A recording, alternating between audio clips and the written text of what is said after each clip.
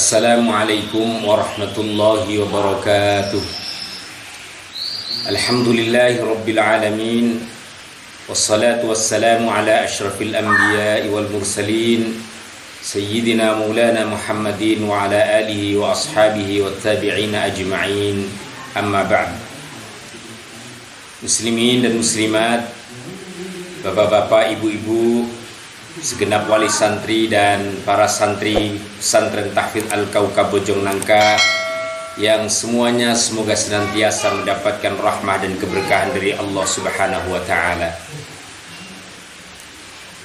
Bersyukur kepada Allah pada kesempatan yang baik dan mulia ini kita masih diberikan izin untuk bisa mengikuti pelaksanaan ta'lim harian kita, kajian fikih Ramadan dan fikih Syam yang dipandu oleh kitab Al-Fiqhul Islami wa Adillatuh.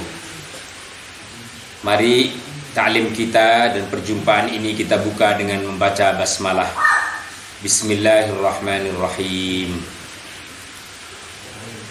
Pada kesempatan kali ini kita akan masih melanjut pada bab tentang hal-hal yang diperbolehkan bagi orang muslim untuk meninggalkan puasa atau membatalkan puasanya atau dia berbuka, dalam pengertian tidak diwajibkan atas dirinya melaksanakan ibadah puasa.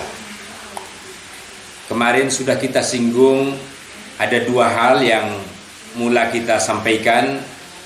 Yang pertama adalah orang yang musafir dalam bepergian yang jauh sesuai dengan syarat dan ketentuannya. Kemudian yang kedua yang dibolehkan pula tidak melaksanakan puasa, dalam hal ini puasa Ramadan, adalah orang yang sedang sakit, tentu dengan segala ketentuan dan kriterianya.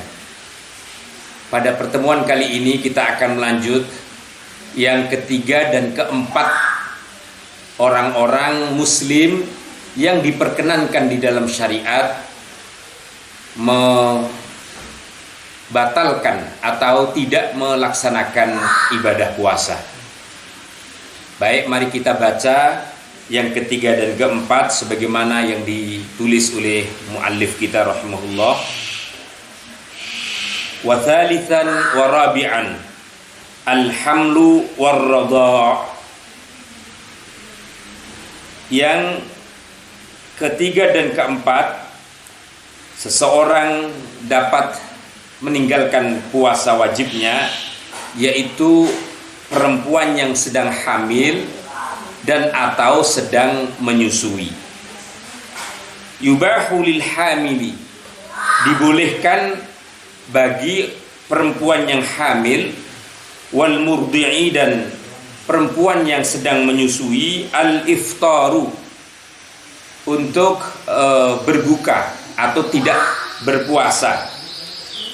Kapan? Idza khafata, tatkala kedua-duanya, baik yang hamil maupun yang menyusui, itu khawatir ala anfusihima, terhadap keselamatan dan kebaikan diri mereka. Au alal waladi, atau dia khawatir terhadap keselamatan anak yang dikandung atau janin yang dikandung, dan atau khawatir terhadap anak yang disusuinya. Sawa'un akana al-waladu waladul murdi'ati amla. Perempuan yang dibolehkan berbuka atau tidak berpuasa yang menyusui ini, baik itu anaknya adalah anak kandungnya atau anak susuannya, anak yang disusuinya. Ay nasaban au radha'an, baik yang itu terkait dengan nasab atau anak kandungnya atau anak susuannya. Wa kana al-khawfu nuqsanul aqli awil halaki awil maradi. Para ulama juga menegaskan kekhawatiran yang dimaksud di dalam syariat ini adalah kekhawatiran yang bisa mengarah terhadap berkurangnya atau rusaknya akal seseorang atau rusaknya diri seseorang atau menyebabkan ia sakit. Jadi kalau ada 3 hal ini, maka itu berarti termasuk sesuatu yang memungkinkan baik yang hamil maupun yang murdi' membatalkan atau tidak melakukan puasanya. Nah, kapan atau standar penilaian dia bisa dikatakan merusak atau mengurangi akal, merusak dirinya ataupun mengarahkan kepada sakit? Di sini ulama menegaskan wal khauful mu'tabar, perasaan atau kekhawatiran yang diakui atau yang dinyatakan dibolehkan menurut syariah itu adalah makana mustanadan li ghalabatir dhanni, yaitu sesuatu yang memang disandarkan atas kemungkinan yang paling banyak terjadinya, bitajribatin sabiqatin, dengan adanya pengalaman-pengalaman yang sudah terjadi. Kan tentu ada pengalaman-pengalaman yang bisa diambil pelajaran oleh kita, bagaimana kondisi orang yang hamil dan orang menyusui, kapan saat dia misalnya kemudian sangat berat, kapan kemungkinan kalau dia berturut-turut puasa ternyata anak yang dikandungnya atau yang disusui itu kemudian menjadi masalah atau bahkan kemudian mengarah kepada kerusakan. Atau boleh juga au ikhbari tabibin muslimin, atau bisa juga berdasar atau bersandar pada pernyataan atau informasi yang sah dari seorang dokter yang muslim. Dokter muslim dalam pengertian dokter yang memang profesional dan dia punya tanggung jawab. Memang diakuin kejujurannya, diakuin profesionalitasnya, dan dia memang seorang dokter yang menyatakan sesuatu dengan sesungguhnya. Jadi misalnya kalau dokter kita menyatakan, wah ini ibu dalam kondisi menyusui kayak begini, saya lihat anak yang disusuin ternyata kurang gizi nih bu, atau asupannya kurang memadai, sebaiknya ibu tidak usah puasa. Maka baginya diperbolehkan untuk tidak berpuasa, atau bahkan kalau mengarah kepada rusaknya atau ketidakselamatan yang disusui, dia wajib melaksanakan berbuka. Ini standar yang disampaikan oleh para ulama terkait dengan perempuan yang hamil dan orang yang menyusui. Apa dasar atau dalil yang membolehkan mereka berdua ini boleh meninggalkan puasa? Salah satu diantaranya beberapa dalil yang disampaikan ulama, wa dalilul jawazi lahuma, dan dalil diperbolehkannya kedua orang tadi untuk tidak berpuasa, al-qiyasu 'alal maridi wal musafiri, yaitu kias atau analogi terhadap orang yang sakit atau orang yang bepergian. Karena secara eksplisit, secara teks, orang yang bepergian dan orang yang sakit ini dinyatakan di dalam Al-Quran dapat rukhsah, dapat dispensasi untuk tidak berpuasa. Maka seperti orang yang sakit dan orang yang bepergian, orang hamil maupun orang yang menyusui dikiaskan oleh para ulama mendapati rukhsah atau dispensasi yang sama. Begitu juga wa qauluhu, dan adanya sabda Rasulullah sallallahu alaihi wasallam yang menyatakan, innallaha azza wa jalla wada'a 'anil musafiri as-saumu wa syatrus shalah wa 'anil hubla wal murdi'i as-saumu.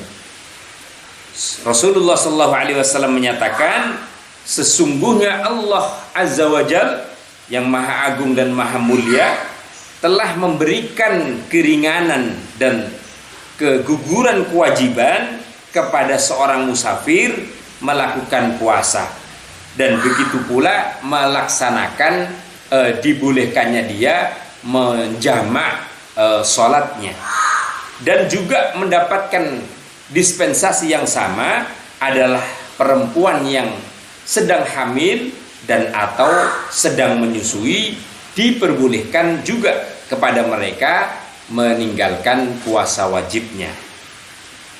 Bahkan di sini ulama menyatakan wa yahrumu shaumu in khafatil hamilu awil murdi ala nafsiha aw waladiha al halak. Ulama bahkan menyatakan seseorang yang sedang menyusui atau hamil itu tadi, kalau benar-benar dinyatakan dan diketahui mengarah kepada kerusakan dan keselamatan jiwa baik kepada dirinya maupun yang disusui atau yang dikandung, maka haram baginya memaksakan diri melakukan puasa. Ini mohon betul-betul difahami Bapak Ibu sekalian. Awalnya memang dimubahkan, dibolehkan, tergantung kondisinya.